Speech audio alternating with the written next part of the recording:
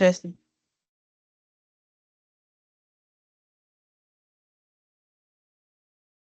testing, testing.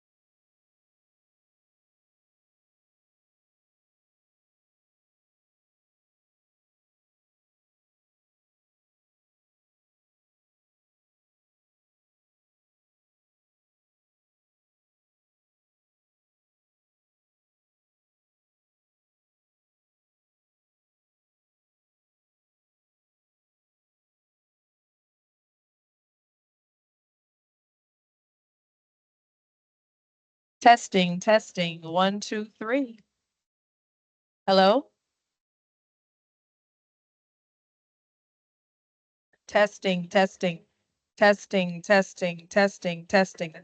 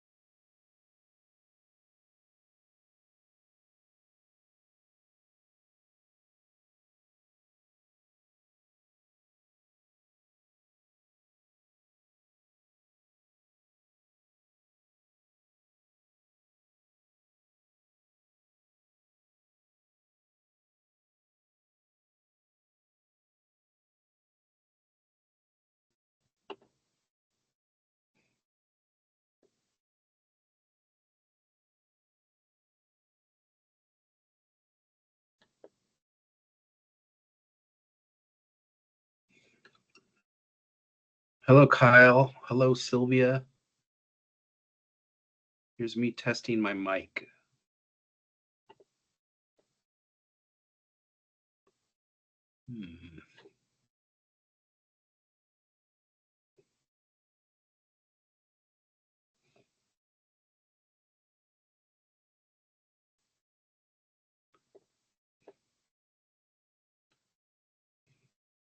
Cool. Thank you, Sylvia.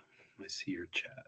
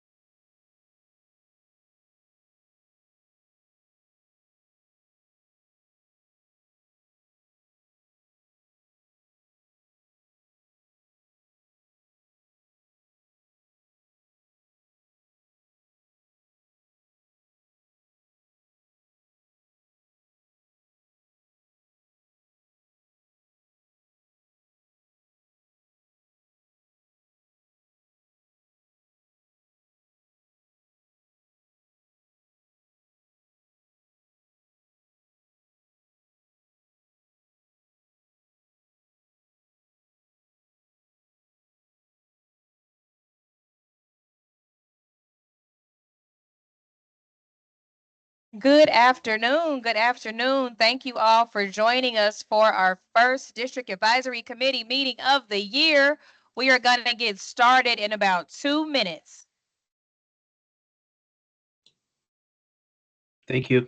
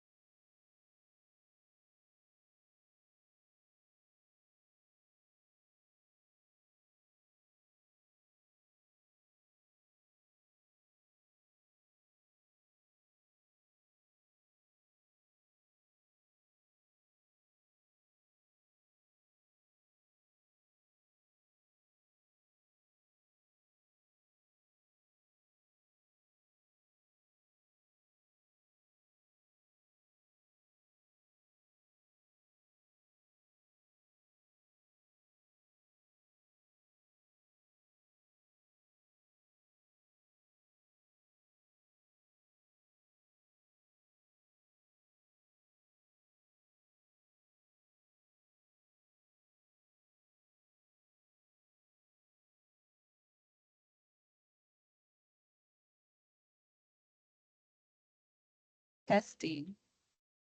Okay, everyone can hear me.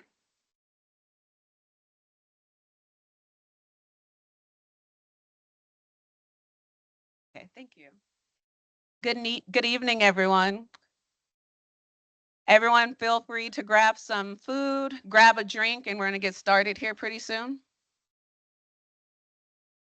Okay. My name is Brittany D. Foley, and I'm this year's chairwoman of the District Advisory Committee. I am so excited to be in this position with you guys, and I'm so excited to work with my board and lead the Board of Education and our parents to a future where all of our students are appreciated and they thrive. I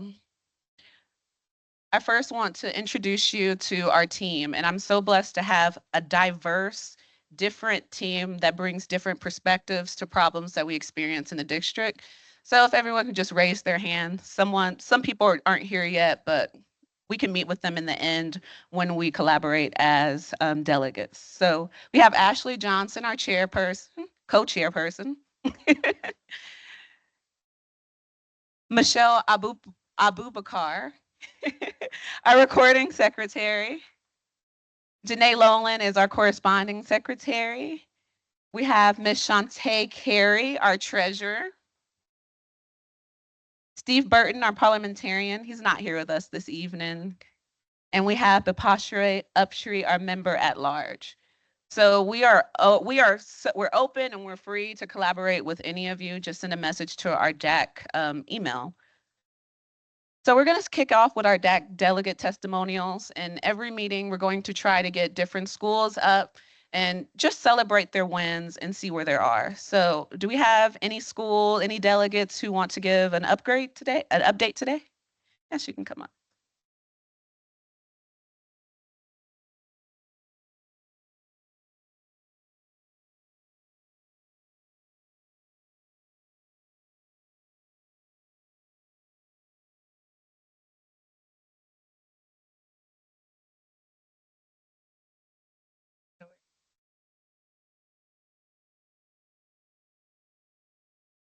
Okay. Hello, everyone. My name is Deborah Arnold. I am the DAC delegate for Lincoln Prep Middle School. And I just want to take a few minutes to highlight a couple things at Lincoln that we have going on and have done. Is it? No? Oh. Well, oh, okay. Oh, am I in there then? Oh, hello. Better? There we go. Okay. So, SAC had our first Snack Shop Friday on August 23rd, and this one earned a little over $1,000, and that's with all the items just being $1 each. So that was really good. That's a lot of items.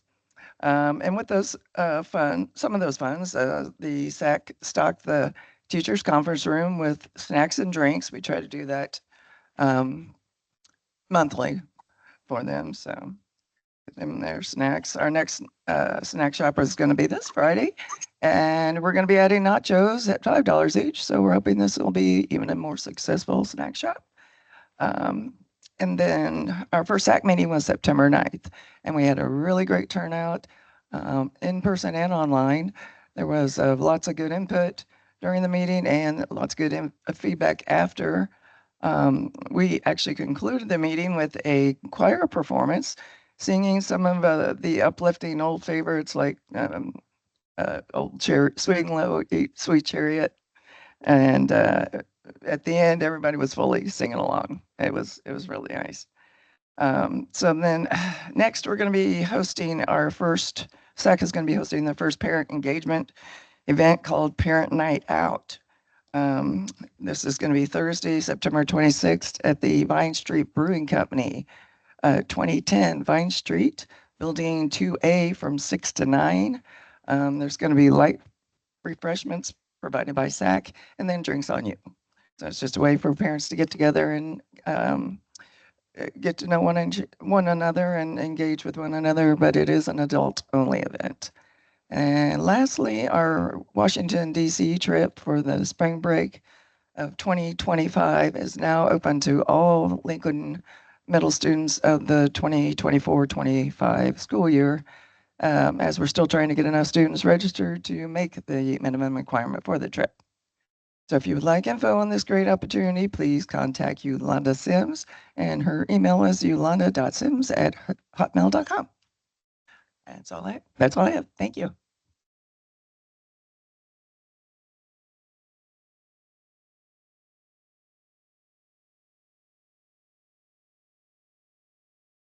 And do we have any more DAC testimonials? Speak once, speak twice. Okay. Okay, next slide. So I'd like to introduce you all to Dr. Collier. She has some remarks on the opening year and just some words of encouragement. So everyone, Dr. Jennifer Collier, our superintendent.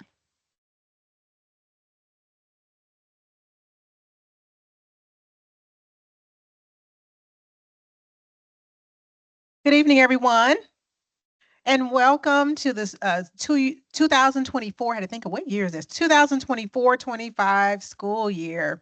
So we have had an awesome start to this school year. One of the things I definitely want to mention and shout out, I see we have them in the room, is our Zoom transportation. And I just want to say, yeah, let's give them a round of applause. I would say what a difference the experience is this year. And I say that acknowledging that there's still some things that have to be worked out. You know, anytime you start a new system, it won't just be perfect right away, but it's definitely a major difference from what we had before. So much more reliability, service to our families, parents knowing where your students are. Hopefully all those things is a part of your experience, and we're going to continue to work over the course of the year to make sure whatever glitches we have or whatever is not working, we'll make sure that those things are worked out. But I'm just right now just overjoyed with our start to this school year and with that transportation. And I think they're going to be on the agenda later, so I won't steal their thunder. But I just wanted to say that. I also want to just remind everyone about our 5 big rocks as a school system. And one of the things that we're focusing on very heavily this year as well is literacy. Reading, reading, reading. We have to make sure that our children, our students are able to read, write, and to effectively communicate. So that will continue to be our focus. We have directed a lot of resources in that direction. We have high dosage tutoring happening in our buildings. We have reading interventionists in our building. We have the Wonders Reading Curriculum for our elementary age students. And so we're excited about the investments that we've made, and we're looking forward to the great results. And I just want to encourage you all as families, parents, to take time each day to read with your children. We're going to be doing that work here in the school, and we want to partner with you all as families in this work, because I know that we can make a difference if we partner and work together to make sure that our children are able to read. I think it's one of the best things that we can do for our children as we prepare them for their future. And then I want to mention instrumental music. That was something that we rolled out to 12 of our elementary schools last year. This year, we were able to roll into the remaining elementary schools, so we are excited about that. We're continuing to work. If there are areas we need to shore up there, we're continuing to work there. But I'm excited that all of our students now have access to either band or orchestra. And I'm a fine arts person, very passionate about that. And I believe that our children need an opportunity to explore the arts. And instrumental music is one of those areas that really can allow our students to have an amazing future, scholarship opportunities. Also, there's a lot of therapeutic traits that are associated with fine arts and music. Exposing our kids to those things, oftentimes our kids need something to lean into. They need something to be passionate about. And I believe the arts gives our kids that opportunity. And I want to make sure that our children here in KCPS have the same experiences as children all over. And I do not think that it should be based on a family's socioeconomic status. And so that's one of the reasons why I push so hard in this district to make sure that we're providing arts to all of our kids. All of our kids have access if they so choose. And so that's something I'm very passionate about. We are expanding dance as well in our middle schools, our high schools, and we're also looking at how we can expand dance into the elementary consistently across buildings. So we're looking at arts of all kinds. And I just want you all to know as parents, this is something we're working on, and we love your feedback around that. If this is something that you feel is important to your family, your children, we love to hear your thoughts around that as well. The last thing I do want to mention is, as you all know, there's been a lot of buzz lately around our city and really nationwide around these social media threats around safety. And we want you all to know, as parents, family, and staff members, that the safety of the folks in our building, our children, our staff members, is one of our highest priorities. And I will say that we are very vigilant around safety. We have an amazing security team, but we have a lot of protocols and measures in place to make sure that we're keeping our students and our staff safe. We've been working closely with the chief of police. I've had conversations with her, with the mayor. And so there are a lot of people collaborating to, number one, try to see if we can quell this social media threat, because we don't believe they're viable. But, we're not going to say that what could or could not happen, because we know anything could happen. But looking into it, they do not look viable. However, we know that it does impact some students and families' desire to send their children to school. And it's important that we have our students in school each and every day. So we're going to be working collaboratively with others to make sure that we can rid ourselves of that threat as much as we can, so that people feel comfortable sending their children to school each and every day. But we want you to know, when your children are with us, we're going to do our very best to make sure that they are safe in our schools. And if we know of any concerns, we will definitely communicate that with you. And then just finally, as I close, I'm really excited tonight to see our families here for DAC. DAC is a really important organization. This is where our families really have their voice. It's a chance for you to share the things that you think are working well, or things that perhaps you think we need to improve, or even some ideas around how we can expand some things that you think we need to have here in KCPS. So this is one of our 5 big rocks is parent and family engagement. So to see you all here tonight, to be a part of this is wonderful. I want to encourage you to continue to come, continue to use your voice. And I'm excited about the new leadership and the things that you guys have planned for this year. So look forward to seeing you all again. And I'm not going to take up any more time, because I saw that you have a pretty full agenda.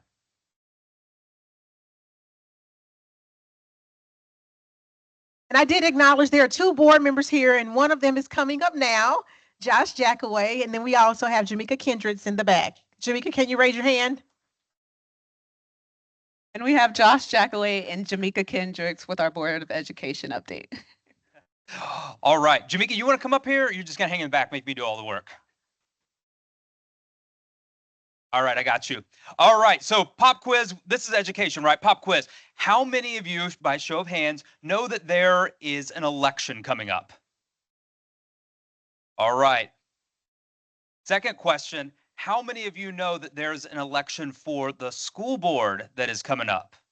Oh, less hands there, right? There's not been nearly as many yard signs or posts on social media about that one there, but it is important. So all of us in this room, I believe, care about this, because it makes a huge difference in what happens here, not just at the BOE, but in every pocket of our district, how our system operates, and all of the little granular details that come together to give our students, families, and communities the experience that we hope that they would have, as well as for us to continue to champion and work towards the ideas that we care about and are passionate about. So the school board election is going to be in April of next year. Now that seems really far away. I know that you're going, well, it's September. April feels like it's forever away. Why are we talking about this now? Because we have coming up in 2 weeks something called School Board School. School Board School is an opportunity, if you are interested in learning about what it means to serve on our school board, you can come, you can learn, you can ask questions. And we're going to kind of walk you through the basics of how to practically not just run a campaign, but how to prepare, and all the details that you need for filing. And then practically, if you get elected, what are the roles and responsibilities that you're going to be tasked with? So that's going to be in 2 Saturdays. It's going to be right here, Saturday, September 28th, School Board School. The reason that we're doing it so early is because the filing is this fall and it will close before the end of the year. So I know it seems like April's forever away, but for you to really begin thinking practically, is this something that I'm interested in? And then join us on that Saturday. So you've got plenty of time to talk about it with people around you, to get feedback, to think about it, and then begin doing the work of putting that campaign together. And I'll just share on my behalf, and I'm sure Jamika's the same way, we would love for anyone in this room to join us on that day. Even if you're thinking right now, I don't know if this April is the time for me to be able to say yes to serving in this capacity, because there's going to be every 2 years there's elections for this. And so even if it's in the back of your mind right now, but you don't think this time is the right time. Still, we would love to have you come. And then if you can't be there, I know that we're talking about something that's a few weeks away. You might already have plans. I will say that on behalf of my colleague over here, we would both make ourselves available to grab coffee or to connect, to answer questions if you can't make it on that day. But we'd love to have you join us, be our guest. The other thing that I'll mention now, but we'll talk more at future DAC meetings, is some of our opportunities for advocacy. So you were here because you were invested and you're passionate about what happens here. And there's a lot of things that happen here in our city that are dictated in Jeff City and are decisions that are made kind of at the state level. So we've got opportunities for people to use your voice to advocate on behalf of public ed. And there's going to be more opportunities. We'll talk about that at the next DAC meeting in a couple months. But want to kind of plant those seeds. If that's something that you're interested in, again, talk to me and Jamaica. We'd love to tell you how you can use your voice to tell about your experience so we can continue to make both this city and this state more accessible for public ed. Jamaica, anything you got to add?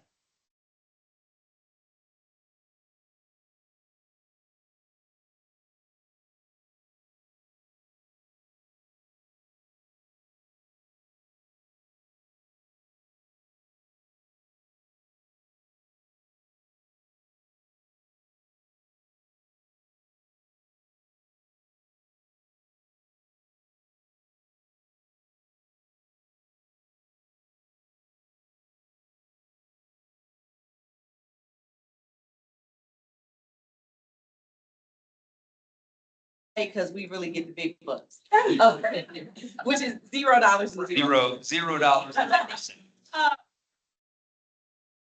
That what it is we do, what the administration does here, how that translates to the school. School is a good opportunity to kind of learn about what the school board is, what that commitment is, and what it is that we do. Yep.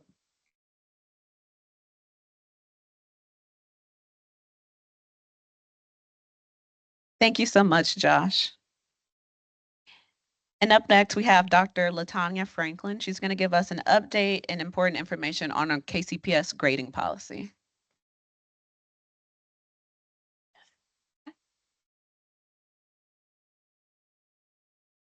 All right, good evening, everyone. So in the spirit of a check-in, how many of you are familiar with the updated grading policy? It should be every single hand up in here. All right, trick question. How many of you are familiar with the updates for school year 24-25 that have been made to the grading policy? Yes, I see some hands. Okay, then last question. How many of you have taken a survey about the updates that were made to the 24-25 grading policy? Okay, wonderful.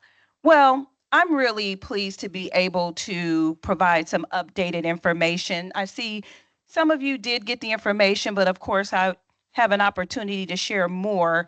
And it also gives me a chance to say thank you for taking the time to engage with the survey. You probably took more than one survey, or you probably heard principals or other school staff talking about the grading policy, but we appreciate you engaging, but also taking the time to share your feedback. It is because of that feedback that we did make some adjustments to the policy, because it is important that we hear from all of our stakeholders. And we want a policy that really resonates with all of our parents, our staff, and our students. And so just here very briefly, because I'm not supposed to do a long presentation, I think I have about 5 minutes. Here are the major changes that we made. And the reason we felt like making these changes was important is because we did receive quite a bit of feedback about these major areas. Missing assignments. So I know some of you probably heard about that. Missing assignments will receive a 0. So students are not receiving credit if they did not complete the work.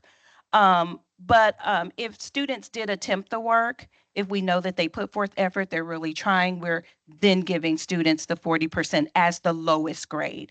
So we want to make sure that everyone's clear about that aspect of the policy, that students are not receiving credit for work that did not get done or attempted. And then the second change that we made was really related to some of our specialty courses.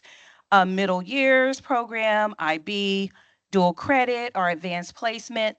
all of those courses will follow the traditional grading scale. A lot of those courses already have a grading scale attached to them, so we made no adjustments to that. And as you can see floating here on that slide is an opportunity to, I mean, it wasn't there, an opportunity to give feedback because we want feedback about this updated policy. So I know you've given feedback before about the initial updates that were made last school year, but we really are wanting more engagement from you, and not just about the changes, but if there's something else that you would like to give feedback on related to the grading policy, this is an opportunity for you to do that. So if you have your cell phone, some of you may have already taken this survey at back to school night. Some of our schools have already done like a Title I or a SAC night. So each night we're asking our principals to provide these opportunities so that we can get more feedback from you about the updated policy. So I don't see any cell phones out yet, but I'll wait for just a second because I still have a couple of minutes. But I do want to make sure that I at least see somebody take out the cell phone. There we go. Now I see. So we should have some new responses when I look at the survey results tonight, because we are checking it. Thank you so much. These are the major changes that we've made, and so we really want to hear feedback from you, and I appreciate your time. And if there are any questions, I'll be here, and I can meet with anyone individually as needed. Thank you. Thank you so much, Ms. Franklin.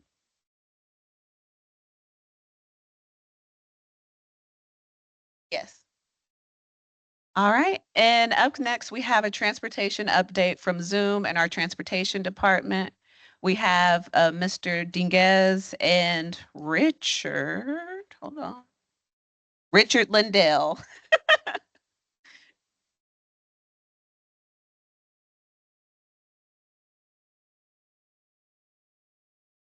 It's good to keep up, Courtney.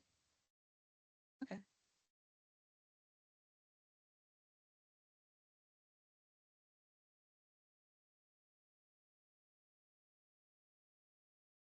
Good evening. Thank you all for being here tonight. Appreciate you spending time with us. My name is David. I'm the Director of Transportation for Kansas City, Missouri Public Schools. I've been with in the district side of this since 2022. But I've been prior to being the Director of Transportation, I was a vendor back in 2015 to 2018. So I know Kansas City Public Schools pretty well. We this year we brought in Zoom as our vendor because of the situations we were dealing with our former vendor with lack of employee support and everything. As Dr. Collier said, as we transition with the new company, we are going to run into things that are challenges for us as we progress through this. But this is a great company. I can tell you the one thing about them that is a high mark for us is their quick response when we reach out to them about situations. We get immediate responses from the manager. Jim, you want to come up or you just want to sit back there? Jim Mitchell is the location manager. We get a lot of quick responses from them in action, which makes it a lot easier to work with as we work through our problems and our issues. The one thing I can say is that when you bring in a new company with technology, blending our technology and their technology, we have our challenges. We address those on a daily basis. The other thing is that KC Public Schools, I did have in between KC Public Schools, I was with another school district. The one unique thing about KC Public Schools is we offer so many different programs that other districts do not offer. We offer the ELL program, we offer signature schools. Those all become challenges for any new vendor coming in to navigate that process and get the logistics down. We have a lot of guidelines, a lot of boundaries that we work with, that we, our walk distances, being in the urban sector with crossing major streets, our obstacles when it comes to safety issues around the area. So as we work through that and progress, it gets better and better every day. I can tell you we're in a lot better position than we started the first day of school. And we are really targeting as October as I'm getting told to speed up. We're targeting October. I'm finishing up right now. We're targeting October to really be settled in with everything as we finish up coming towards the end here. Richard. Oh, this is Richard Lindell. Regional Vice President for Zoom.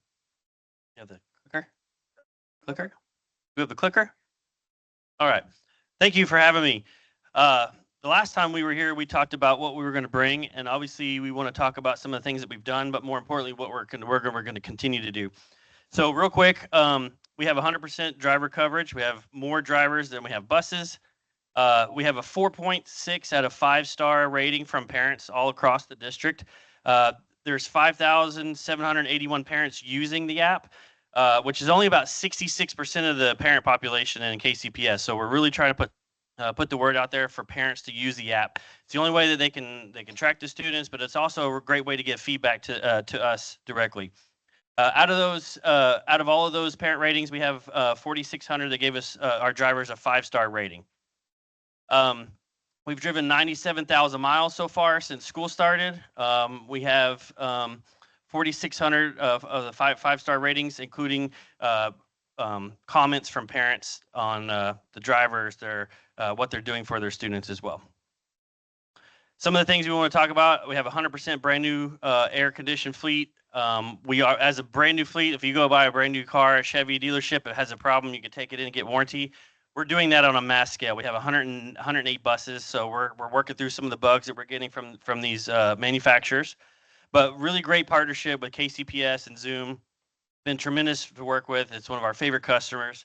But still, if we need the other 33% of the parents to start download. They haven't even downloaded the app, let alone use it. They haven't even logged on to downloaded or let alone logged into it. Some of the challenges we have routed over 2,000 students that did not register or sign up for bus service before the deadline. So the first few weeks of school, students were given bus passes. Say, hey, this is your bus. You're going to get on it. So the drivers had no way to know what the students' stops were till the school district principal or teacher gave them that. So we've added all those 2,000 students onto our routes, and I think we're up over 9,200 students, over 500 more students this year riding the bus than what was in the spring. We're doing route compression. Obviously, we have 3 tiers. If we're late on the first tier, we're going to be late on the second, potentially the third. But what we are able to do is if we have drivers that are finished early, they're able to cover another tier to help. Because we have enough drivers, we're able to do some of that. So we're really working on getting live data so we can make better informed decisions on the fly. So we're making changes tonight that are going to go into effect next week, and the rest of this week that are going to go into effect next week. So these are all the things that we're able to do with the technology that we do have. We're monitoring routes daily. We're taking driver feedback. We're taking parent feedback. We're taking campus feedback. We're working on expanding the fleet. We've already brought in 6 more additional buses to help cover the additional routes that we're and trips that we're having to do here. And again, coordinating with KCPS Transportation with Dave and his staff over there has been tremendous. We're committed to providing a excellent customer service. We understand that there's some data, things that we're working through every day, but our goal is to achieve 98% on-time performance every morning. And we want a goal of 4.9 out of 5 stars for our parent rating. So we're really close on that part there. But the way we're going to do this is we're going to continue to monitor the ridership data. So the students have their RFID badges. And for those that don't have them already, the driver is able to mark whether they're on the bus or not, even without their card. All right. Was that quick enough? I know we have I know if we have some questions, Jim's going to take down some questions. If it's individual for like I have a student that needs to change their bus, we can take that outside here. But if there's any general questions that we have for you guys, we'll be more than happy to answer. Oh, hold on one second, JC Carmen. The rating system you have, originally it was there every day and it was pretty consistent after every route. And then when the routes changed, for me personally, the rating system went away. I can no longer rate my busing. So I gave all 5 stars, and then now I can't. Now that my route is not good, I can no longer rate. So is that rating system going to come back? It should. I'm not. That's the first I've heard of that happening. So we'll make sure we get with our tech team, and what I'll do is I'll share any of the questions we take, and we get some feedback. I'll make sure I share that with the DAC team, and they can put that out to everybody. Okay. If I can steal one more. How do the drivers learn their routes, and do their routes show up differently for them if a student doesn't swipe on? Great question. So How they learn their routes is we practice the routes. So the week before school, you probably saw all of our buses out there. They were all practicing the routes. So if something changes, we inform them, hey, there's a new student, there's a new stop, and we can give that to them ahead of time so they know where they're going to be going. As far as when there's route changes, this is more specifically for our special needs routes because they're door-to-door stops. But if a parent decides that their student's not going to ride, they can notify us in the app that the student's not going to ride. And so let's say that's the third stop of the 6. Our tablet will route the driver from the first, second stop all the way to the 4th one and not even go by the 3rd one. For our regular ed routes, we don't do that. We're going to make all those stops. Buenas tardes, mi nombre es Dalia Rodríguez. Mi pregunta es acerca de mi familia. Mi sobrina, mi hermana acaba de empezar a trabajar los viernes. Ella tendrá que dejar a mis sobrinos en la casa de la hermana y quería saber si pueden recogerlo solamente el viernes, una parada antes. Para una Sí. estudiante en particular. Okay, es el día. Una pregunta en específico. So she has a question regarding a specific student, but you did mention that you can take that on the side, or can we Yeah, ask as it we right go now? here, we could go outside. Okay. And we can help you individually. That way we can give you Yes, please. better You can answer. information. It's about Mi a student specifically. Yeah, mi español es muy poquito. Okay. Entonces ahorita que se Thank you. quede, Gracias. termine.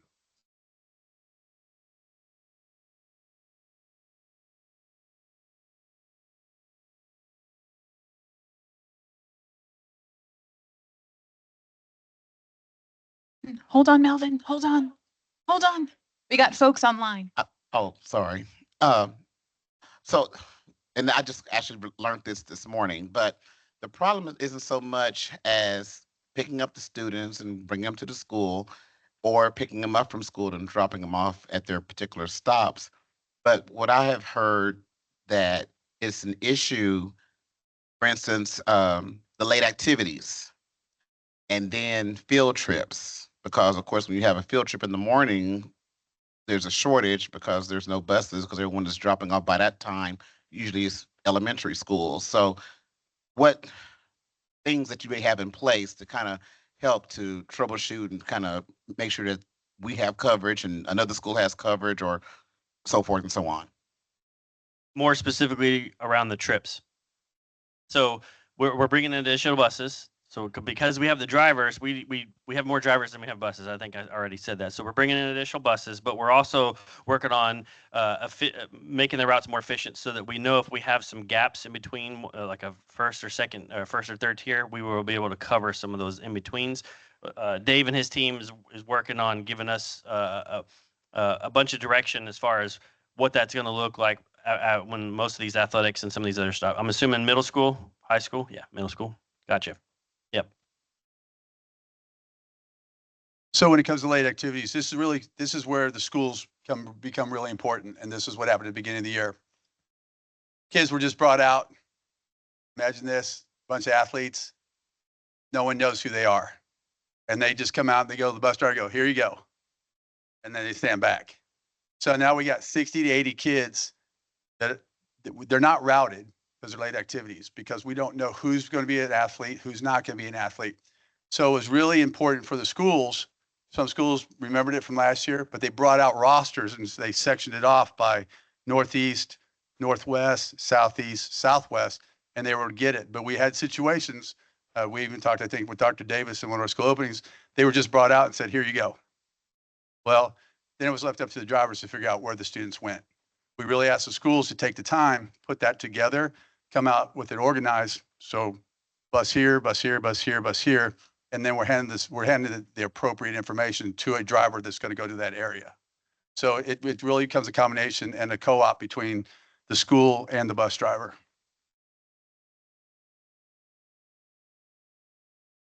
Yeah. One more? Question. Just to piggyback off of that, will that work for like elementary too? Because they're in like some of the kids are in Link and Girl Scouts and stuff like that.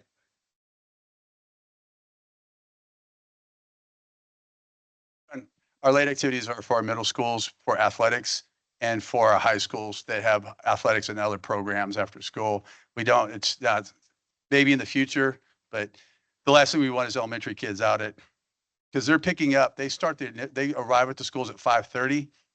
They don't leave any earlier than 5:45 because they're situating everybody. So the earliest they're going to leave is 5:45, most likely 6 o'clock. So we're taking students home starting at 6 o'clock at night. And with daylight savings coming and winter coming, the last thing we want is we want elementary students on buses at night. Got one question in the back. This was a question from the chat. One of the parents had an issue with the app. When she tried to download, it was prompting her for her credit card information. Do you know why that may be? Oh, okay. Oh. So the app is free to download. So some I'm not sure if it's iOS or if it was Android, but the app is free to download. You do not have to put in credit card information. You can skip that. If they have any questions, they can call our 855 number. It's 855 RIDE Zoom, RIDEZUM. And those folks are able to walk you through how to download, how to log on, and they'll verify. Because the only parents, by the way, just only parents that are in the student information system are able to download and see their students' information. So I couldn't go and see your students' information because I'm not registered in our system. So we only take the parent information that's coming directly from the student information system. That's the only phone numbers. It's the only email addresses that are able to be to see this. That's how we keep your students' information secure. I was in Dallas, where he's from. And I went to a parking lot and they say, scan this thing to do a parking lot app. And it piggybacked another app in there. Next thing you know, I'm thinking this is where I'm supposed to go. And all of a sudden I'm signing up for something. I'm like, well, this doesn't look right after I just spent $50 on something, now trying to cancel it. So just be careful that what you're going on the app technology, some people, they figure out how to filter in, how to piggyback off of it. But yes, this app is free. If you start seeing any of that, get out of it and start over again. And we can send the link out again and on our flyers for the parent app. That number's 855 RIDE Zoom. RIDEZUM. ZUM. We're gonna put that in the chat for our folks online. I have one more question over here. I'm headed to you.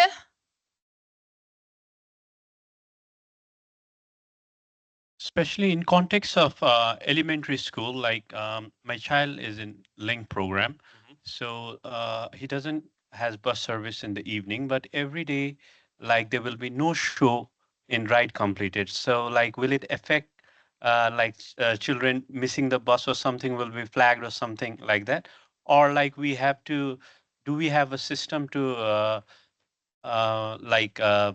cancel those rides so that there won't be any confusion? I just wanted to ask that thing. Absolutely. So parents can cancel the app. For other students that might be at your student's bus stop, the bus is still going to go there. So if you want to, you can do that, and we can work with the student information system that if your student is never going to ride in the afternoon, we can remove them from the ride in the afternoon, so you only get the morning notifications. It's kind of specific, like previously on first week of school, like the bus was late up to like 45 minutes or 1 hour in the morning, and same thing happened in the evening. So I went and personally picked them, and after that it was kind of fine. But like from last week or 3-4 days, what I've noticed is that the bus is coming too early. Like mine is the first stop.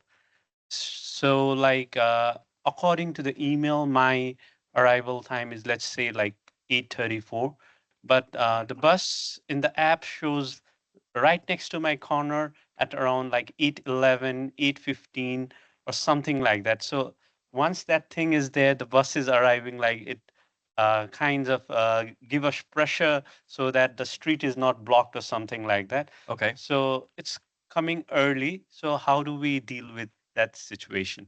Great question. So between the first tier, between elementary is third tier. So if they finish their second tier and there's some time before they start to pick up their third tier, the bus will pull over off the side of the road, a gas station, a grocery store, somewhere out of the way. The drivers are required to start the ride so that parents can track them, because until they start the ride on the tablet, the bus may be actually going through its route picking up students, but until they click the button to start it, parents won't be able to see their the app tracking the bus, right? So what we'll do is we'll make sure we can get your information outside, and we can verify to make sure that that is one of those that does have a little bit of what we call layover time. But no, don't feel pressure to get out there. But what we do want to make sure is, and we'll get this feedback from you, is we do not want our drivers leaving stops early. So if your scheduled time is 8:34, we don't want the bus leaving before 8:34 because then students miss the bus, and we don't want to be doing that. So we'll catch you outside of here in a few minutes, okay? Great. All right. Hold on, I've got one more. Our school has a WhatsApp group that all bus riders are in. So my questions come from like 35 people. Yes. You did mention that October was the date that you guys wanted to try to have all the routes kind of completed. Does that mean all students routed, or does that mean all changes made? Like if you requested to stop across not a safe street or something like that, does that mean everything, or does that just mean first steps? So there's gonna be fluid changes. The regular ed routes won't change a whole lot after that, but we're trying to route we've already routed over 2,000 students. We have about almost 300 more that we're working on this week. We're going to continue to have an influx of new students coming in, and we'll continue to route those. So there may be some changes. When we do make changes, we will be communicating those out through the app, the push notifications. We'll make sure we partner with the with KCPS to do the emails as well too. But I think the best way to answer your question is we're trying to triage. We want to get all the students that aren't even assigned to the routes on the routes first, so parents can start to track, because that'll cut down on phone calls. It'll cut down on worry about safety and security for the students. And then we can start to work on tweaking. Hey, I need to move from this corner stop to this one because this one's further from my house.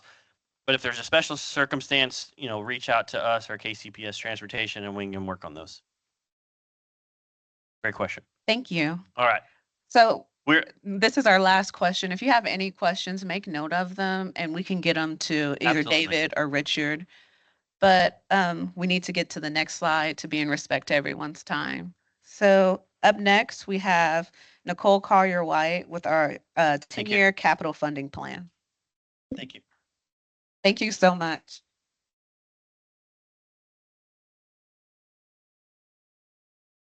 All right, thank you all. Good afternoon, everybody. I guess 6:47, we're in the evening time, so good evening. Nicole Collier-White, Chief of Comms. Hopefully, all of you have heard of the district's 10-year capital funding plan. Yes, oh, loving the nods, the yes, the shaking, beautiful. So I think we've presented to DAC before, but wanted to let you know we're still pursuing this bond. So for those who don't know, KCPS is on an effort to revitalize all of our facilities. You probably know that when you walk into your kid's building, what you see is not exactly what they deserve. We need to have enhanced buildings, modernized, they need to feel safe, warm, comfortable, dry, all of those things. And the sad part is the only way to fund that on a large level, which is what we have a large need, is through doing a general obligation bond. So Kansas City hasn't actually passed a bond to do that since 1967. We have to have voter approval to get all of the funds to make those significant changes to our buildings. So I'm going to have my IT crew just show you a quick video that gives you just kind of a clear indication of what our buildings look like versus other school districts that actually have bonds that pass.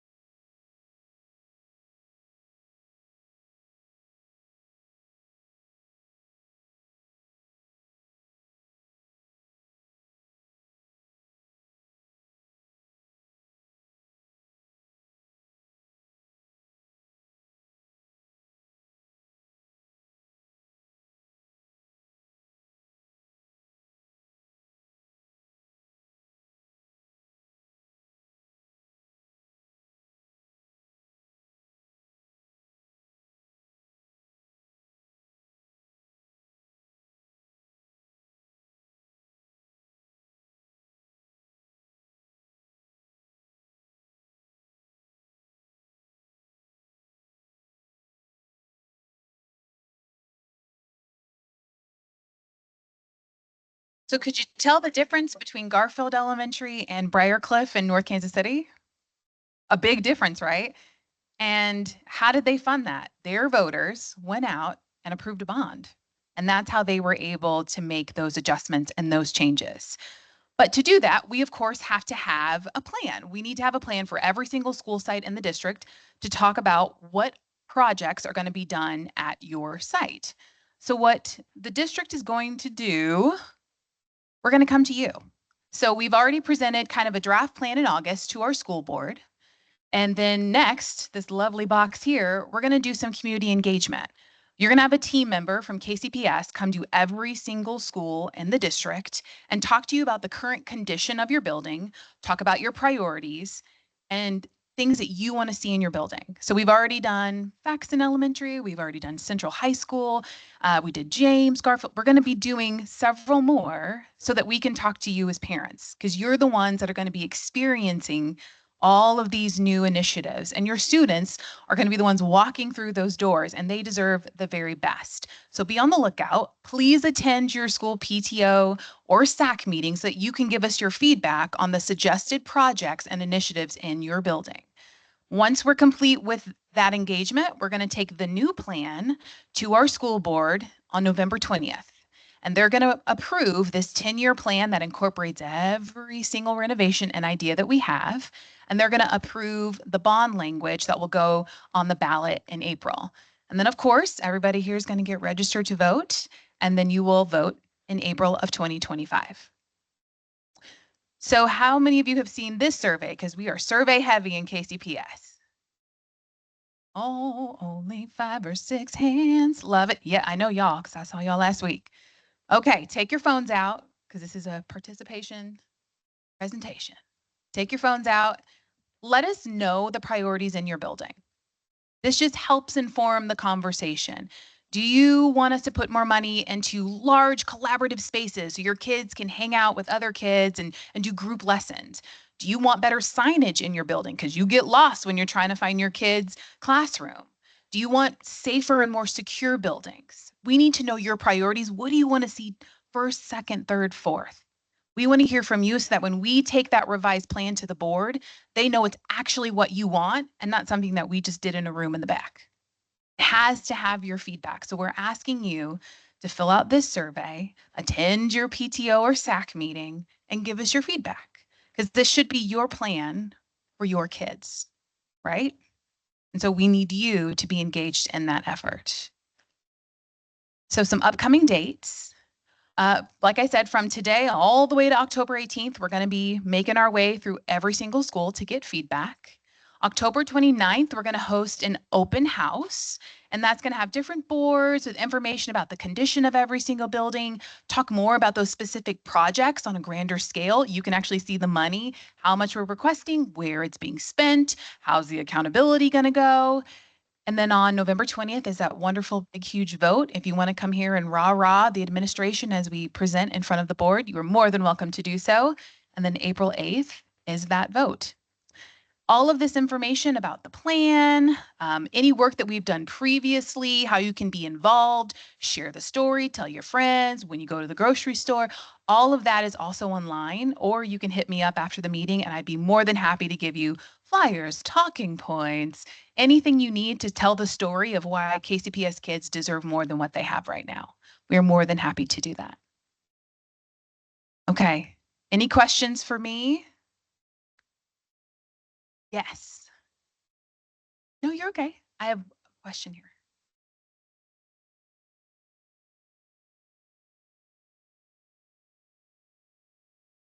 Thank you. Mi pregunta es, ¿pueden mandar esta información en las mochilas de nuestros hijos y hacerles, por decir, una nota que por favor lo llenen, que es muy importante porque muchos padres no asisten a la reunión y esa la tuvimos nosotros ayer? So she's wondering if you can send this information printed in kids or in the students' backpacks, because a lot of parents don't attend the meetings, but they do want to be engaged. And so if you can send that information, that would be great. Is that possible? Yes, it's possible. We got that same feedback at Faxon last week. So yes, that's in the plan. I think it's something like coloring, like the kids they show, mom, please put this one, read this one, we need this one, and we have a prize like one candy or something because our kids for one candy they do, mom. My daughter, she told me, She'll do it for mom, candy. please do it, and I think it's a good idea because yesterday we have a meeting, but I see parents, but not that much, but we have too many kids, so maybe it's an idea.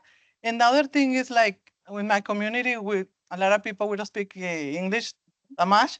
So, and we don't have enough. This one, sorry, I don't know the Interpreters, name. yeah. Okay, this. So, and maybe the people when they see more people and they try to our language and maybe everybody be involved more. But that's my idea. Good idea. I love the idea of doing something where kids can color and figure out the priorities in their building, whether it's color windows or color the front. Yes. Very smart. Thank Love you. that. To your second question, this meeting on October 29th, we're actually going to host it in the Northeast at the Latinx Collaborative. So we're going to send those flyers out soon, but it's going to be held in the Northeast and we will have speakers that speak Spanish. So yes. Any other questions? Okay. All right. I'm going to, oh, yeah. You said you're going to try to go to every single school between now and October 18th. Yes, ma'am. That is awesome. That's a lot. Good luck. But so to It's happening. It is happening. do it. We're working with face liaisons, principals. We trained about 30 staff members on Monday, so they're coming to you. And Yeah, if they are not perfect. coming to you, please let me know, because then Okay. I will come to you. So then the question is, so then how will parents know what date you're coming and, how to get prepared for the visit? Everything is posted to the website. The dates were included in the community newsletter last Thursday. Your face liaison should be telling you when your SAC and DAC meeting, or not DAC, your SAC meetings are. Principals helped us pick their dates, so that should be in their school newsletter as well. But if you're not seeing it, please let me know. Courtney? Sorry.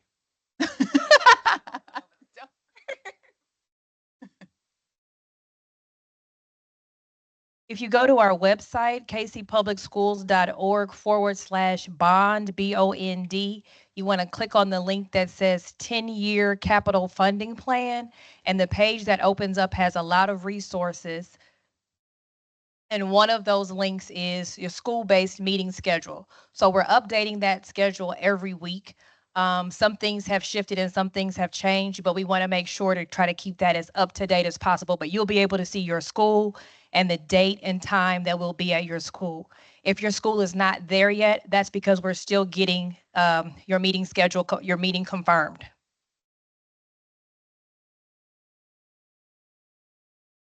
Good questions. Anyone else? All right, I will pass it back to Miss Brittany.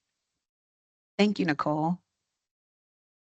And be sure to visit this website because it has a lot of cool slideshows and interactive pieces. One of my favorite things, Nicole, is how you guys had each school and how you're able to click through and see what changes will be made at your child's school or what school they will be going to as they continue on.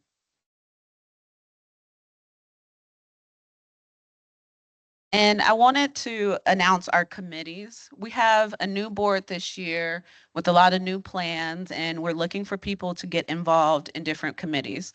Like you've heard from the beginning, we have our legislative community. You can get with Jack or Jamaica to see how you can be involved, and if you're in political realm, like how you can help there. We also had a sports academic, STEAM, activity group. So whichever committee interests you the most, be sure to reach out to us at DAC and see how we can get started on that. And anything I can do to bribe you guys to be on our bylaws team, please, because we need people for our bylaws committee as well. And we can send out a list of the available committees to your face liaisons so that can get out to you all at school.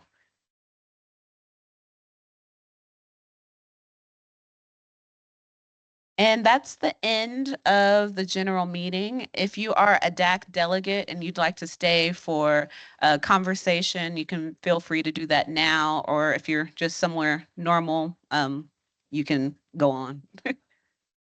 Or any parent.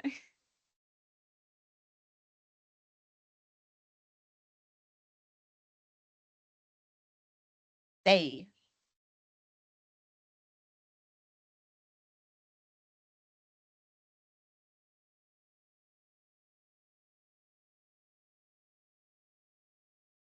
You can. Okay, so and again, I really want and I want you to know our DAC chair people this year.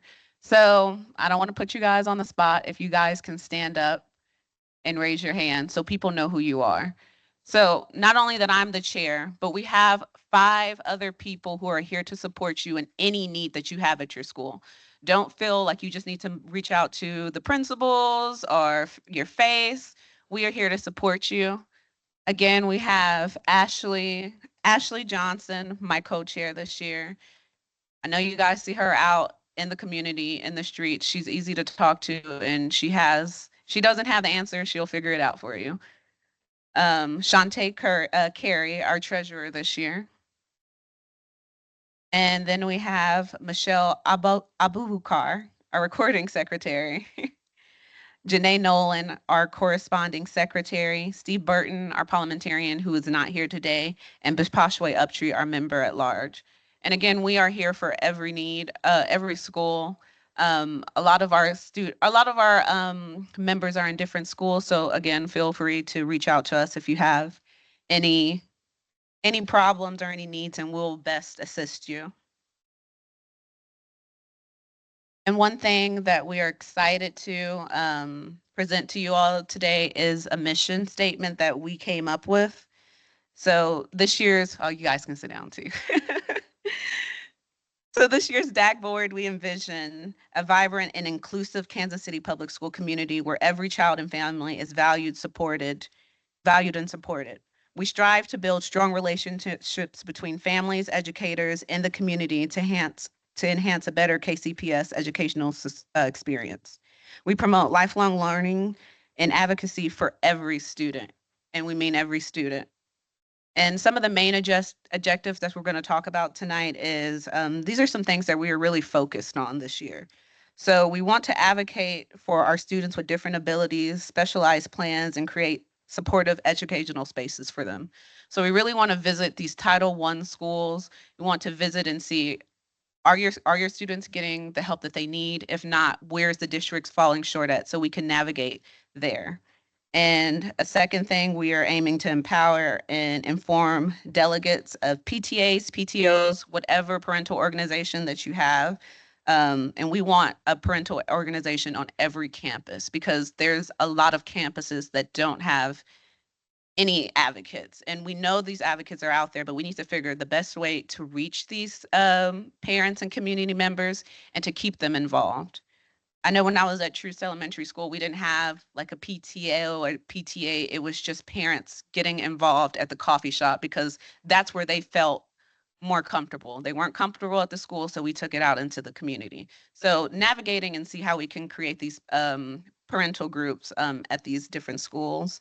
And lastly, we want to get through this older DAC business. There's a lot of things that the DAC started on the previous years. I'm only a parent that's been here for about 3 years. So I want to go through those things, go through the archives and last meeting notes so we can see what are we missing and what can we take on this year. Because it's one school year, but what I've realized for this DAC that this year goes by so fast and we start a lot of things and we're not able to finish them. So I want to open up some discussion for any parents who may have children with different specialized IEP plans, dyslexia. Do we have any parents in the building or caregivers with that? Okay, Ashley.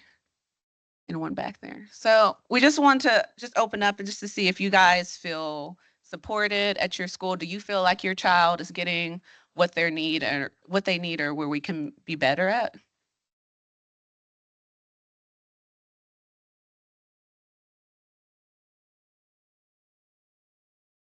If not, Hold on. Coming to you.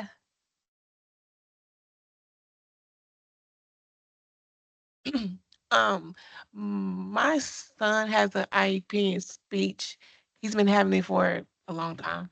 But last year I felt like he was getting what he needed.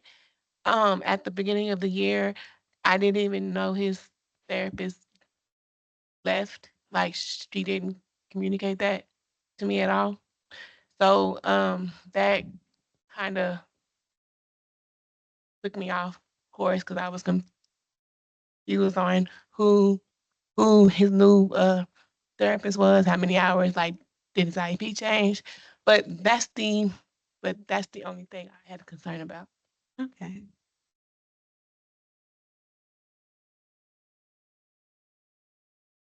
Phillips.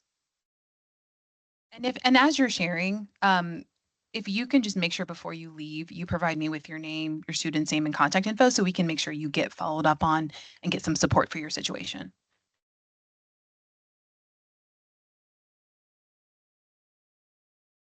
Hello, everyone.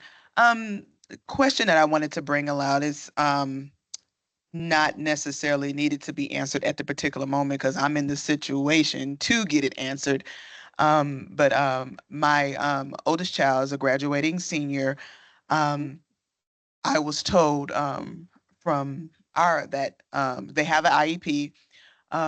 They're coming in that it really wasn't necessary for them to get a 504 plan.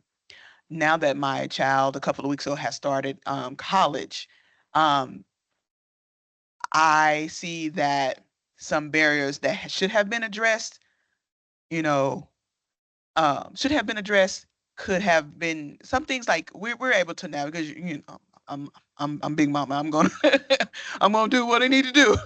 But I just feel like because I was told that it wasn't necessary, maybe having the providers to offer more options just to not have a 504. You know, what other avenues could my young adult take with getting assistance from their IEP, high school, going into college. Okay. Thank you for that. I'm going to head. Okay, I'll head there and then I'll come back to you.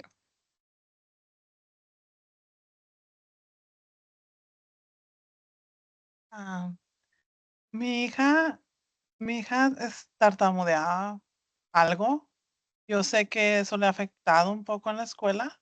De hecho, el año pasado, si mal no recuerdo, hablé con la escuela, hicieron un examen y dijeron que no era necesario. So my daughter, I noticed that she had a stutter, and we let the school know, and they tested her, and they said that it wasn't necessary to do anything special. Pero me preocupa porque de hecho algunos niños ya le han dicho cosas. Yo le digo que ella está bien, que va a estar bien, pero en sí, por decir, yo no estoy informada, no sé si algo más puedo hacer por ella y me gustaría pues aprenderlo, si puedo ayudarle a mi hija porque quiero ayudar. But I noticed that some other school peers were, bullying her or like bothering her because of her speech, and I was just, tell her that do not worry. And so I guess my question is, what is it that I can do? What resources are out there from the school district that you guys can provide me with so I can be of assistance and I can learn more and support her? James Elementary. Some of this, I want to make sure that we can do some individual support and you get followed up on directly. So I'll have him gather your name, your student's name, and then we can make sure that you get those next steps provided to you. Yes, of course. Oh, right here. So like with my situation personally, for example, my daughter's not on a plan at the moment, but she's in one of the specialatory schools. And so I feel like, and she's only a first grader. So when you have, younger kids, it's like I'm still learning as a mom to catch things that she's now maybe not picking up on, because there's a lot of things going on if they're learning new languages or whatever's going on. So do you guys have resources, I guess my question is, already in place? Because you want, with things like this, you want to catch them earlier than later. Is it just when you in administration, like as a parent, if we haven't caught it, what resources already are in place to kind of catch these things for children so that maybe they need additional resources, like they're not necessarily needing to be right in a special class, but maybe they need additional resources to catch things earlier than later. So what I'm going to do is tag in someone who actually has the doctorate to speak to these things. Dr. Franklin, so she's chief of academics. I'm going to pass it. So that's a perfect example of the parent being the child's first teacher, because you will notice these things first. And it is so important that you said what you said, because you're noticing something. And that should be brought to the attention of the classroom teacher and the building principal, because they need to hear that. And we have lots of adults in the building who are there for that very reason. So typically we would start that process. So it's just communicating, hey, I'm noticing some concerns. Is there anything that can be done? And so that generally starts with some supports in the classroom. Kids develop at different stages. So every student will not develop at the same time. And so sometimes we may see their peers developing faster or some developing a little bit slower, but then eventually they all catch up and they're at the same place. And so we just want to make sure that if parents are communicating concerns, we look for any of those issues in the classroom. So there is a way that teachers can start observing and assessing students. We assess students, all of our students, in pre-K. So we start that assessment right away. We can start identifying if we notice some deficits. But then beyond that, teachers can do some interventions in the classroom, because sometimes it's not necessarily an issue. It may be a skill gap, or maybe they just haven't developed a particular skill yet. And so there's different things that we want to do. We don't necessarily want to assume that there's some other type of an issue, or that there's a special education concern. But nonetheless, we do these assessments to rule that out. So there are lots of opportunities. Do not hesitate to share with the classroom teacher, the building principal, if you're noticing any issues or concerns. It is our responsibility to respond to parents. And the only thing I would like to add is that last year, we did start our special education advisory council. Got a lot of positive feedback, because it was an opportunity for parents to come together with the special education team, share questions, concerns, hear information about things we're doing in our schools, learn more about the process. I mean, it was just a great opportunity for all of us to come together. And so we will be starting those back up second semester. So we're working on it already. I've already sent some messages out. So I did want to share that we want to have that opportunity for us to collaborate and come together and make sure that we're providing adequate supports for our families. So that will be coming soon. I also wanted to share that there is a newly released MTSS, which stands for Multi-Tiered Support System handbook. And there are hundreds of interventions. All of our teachers will have access to it. So whether your child has an IEP or not, if the teacher identifies, or if you convey to your teacher, I have a little concern about this level, I'm not quite sure if they're on target, that teacher can go directly to the handbook, click on a link, and get hundreds of different resources that they could implement immediately in the classroom before the child even gets evaluated. So we want to put things in place before we ever get to that level. So I just wanted to share that with you all. Yeah. I just had a question on how, what's the process in if I notice my student is having a little problem? What's the process to get them evaluated?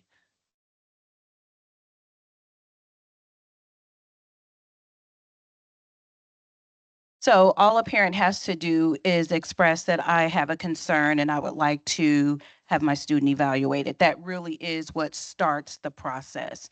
Just making the request starts the process. And so they will then take the necessary steps to see if in fact there is just like Ms. Herrera mentioned, we do all these observations, assessments to see if there is indeed an issue that needs to be addressed.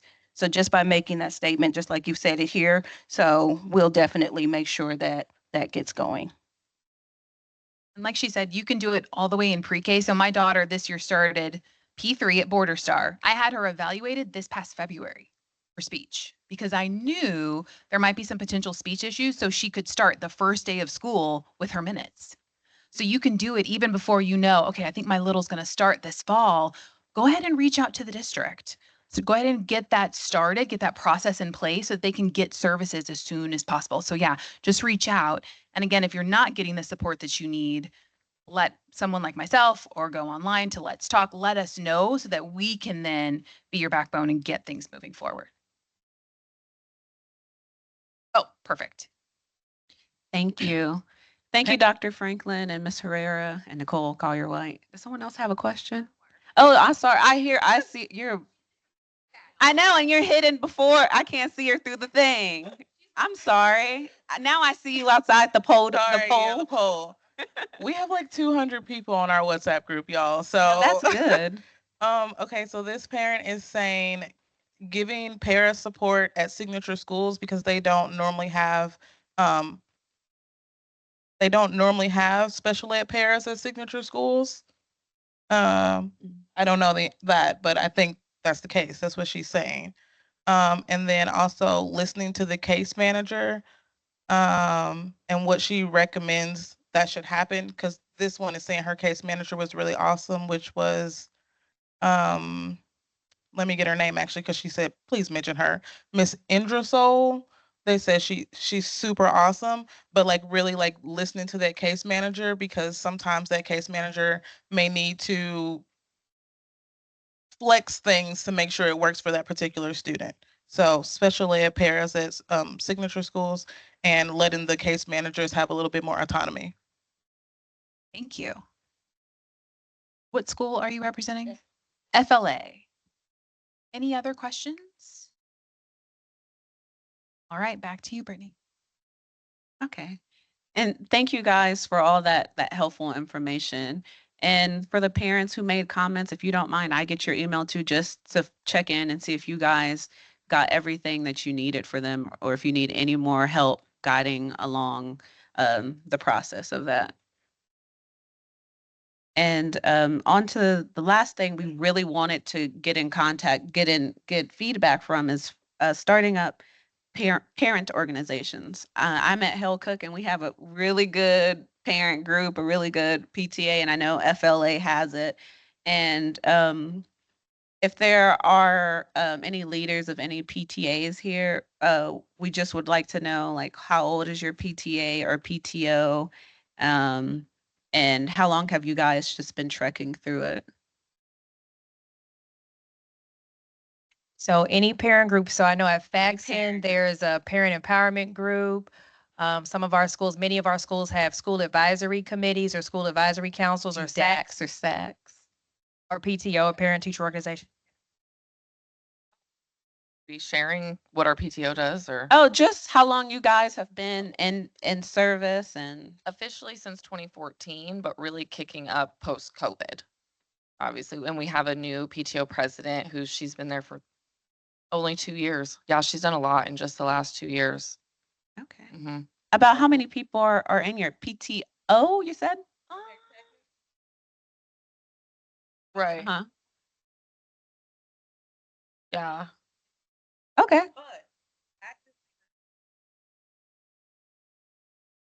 Actively recurring coming to meetings, our average meeting attendance is about 30. And then for our committee meetings, it's about 6 to 10. And then we tracked volunteers last year. So every volunteer got a certificate. We had over 100 volunteers. And that was a one-time volunteer or a multiple-time volunteer. Yes.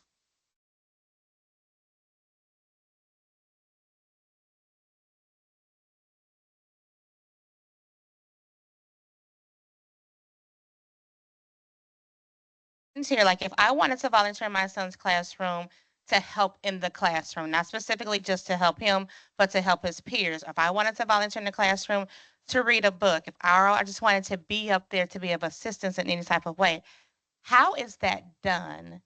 What we have is it pay, we have a parent empowerment group, but I'm piggybacking off on the thing about getting more parents involved in the building, not just in that the PTOs or the SAC meetings, but just there at the building. What are the guidelines from the school district? What do parents have to do? Is it a background check today?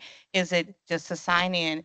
So that when I go back, I can tell them, okay, this is what has to be done, or can it be sent to the FACE liaison in a way that he or she can make sure that is passed on to people so that we can get that involvement, because we have a lot of parents who come up there for when they have lunch with learners.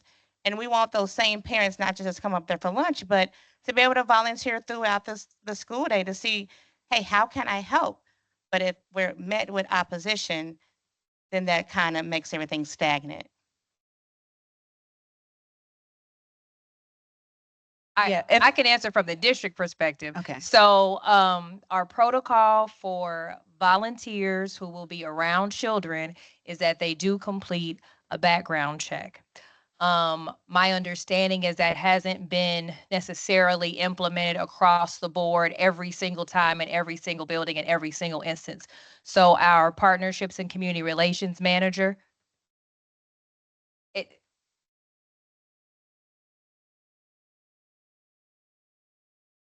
so that's on your mentors. That's your mentors. But on our other volunteers, our other volunteers have a slightly different process, Dr. Davis. But I will say this. We are working this year to train each school's family and community engagement liaison and each school's vice principal on all the steps it takes to be a volunteer in the district, and making sure that they follow all the guidelines for everybody across the board with fidelity. I'm gonna pass it on to Dr. Davis as well. Thank you. I just want to clarify, we train all principals and all coaches every single year. We have policies in place. If you come to a school one time, then you don't necessarily need a background check if you're, say, a speaker for an assembly. But if you're going to be at the school on 2 occasions, or you're going to have close, intimate contact with the students, even on that first occasion, you must have a background check. And we train, again, our coaches. Sometimes they may recruit volunteer coaches. They have to go through the process. Our principals may have volunteers in the school. They must go through that process. They're trained on that step-by-step action that Courtney. So I did want to just make sure we are doing that each and every year, and they're going through Ernestine Key.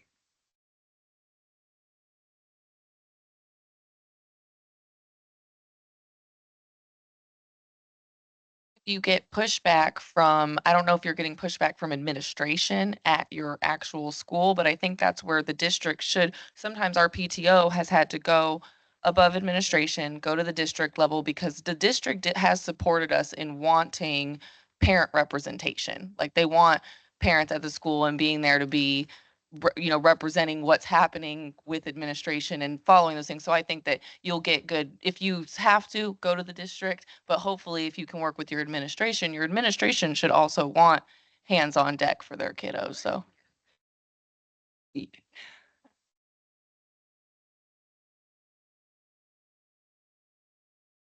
Because I like to be involved in the school year, throughout the school year, and helping in any type of capacity. So I want to be able to tell others, hey, won't you join me? But I need to know what they have to do. I need a clear understanding of it so that I'm not putting them in a situation where, like, I'm not coming back. So I like that. I always hear about foreign language having so much this great representation. And just because Faxon isn't a signature school, I'm like, well, we could be just as popular as them. How can we get like that? So that's what we're kind of pushing out throughout the year, but I like to hear your input. That, I feel like that's good.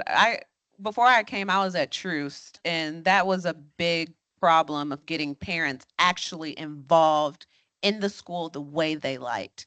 Was they were afraid or had concerns about the background check, so they weren't in and out like parents at other schools. So I'm interested to see like what involves the background check. Is there, I'm not gonna say a way around it. Like, how can we get our parents who want to be there, but maybe something happened.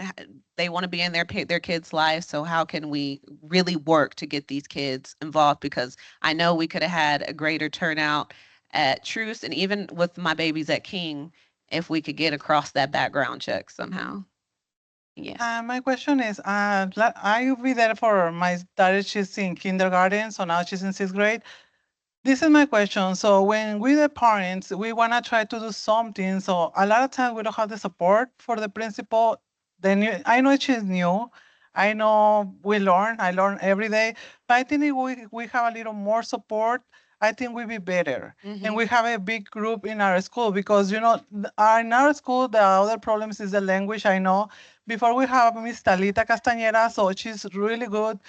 And the parents, they come and ask me, where is she? We need her. And I don't have the answer. So I feel like I really miss her. And I don't point, and I don't say nothing about the new people. We really appreciate that. But I think if they feel more support with us, we'll be better, stronger. And I think we'll be more people like help James. And we have projects, and sometimes they don't, it's not, I know they have rules, and we try to respect and follow. But I think we can do more things in everybody. We work like a team. Exactly. I agree.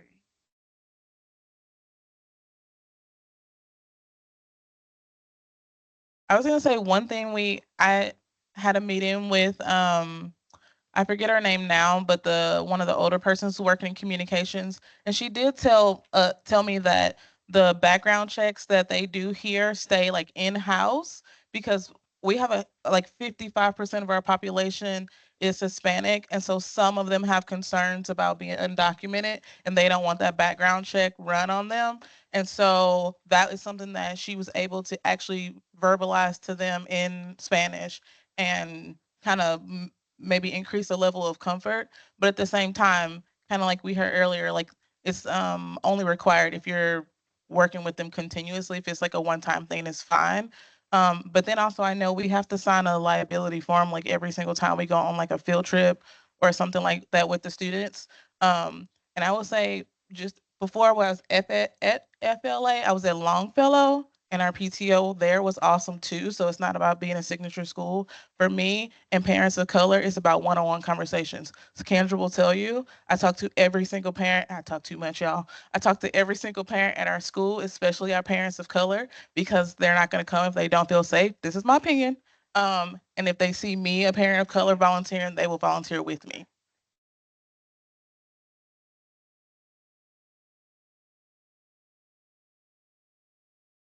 You said something that was very and vitally important.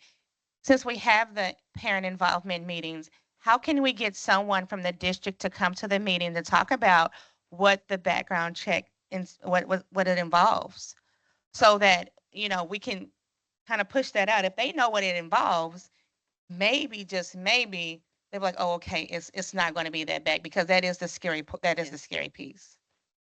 So funny enough, the person who can do that and is over volunteers was at our meeting last Thursday.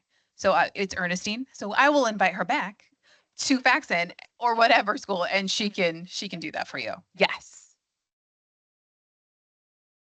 Yes. And so what we can also do is share the actual process with all the families, so y'all know what the process is. You don't have to search for it on the website or have someone come out. We can just share it broadly with you, so it's outlined.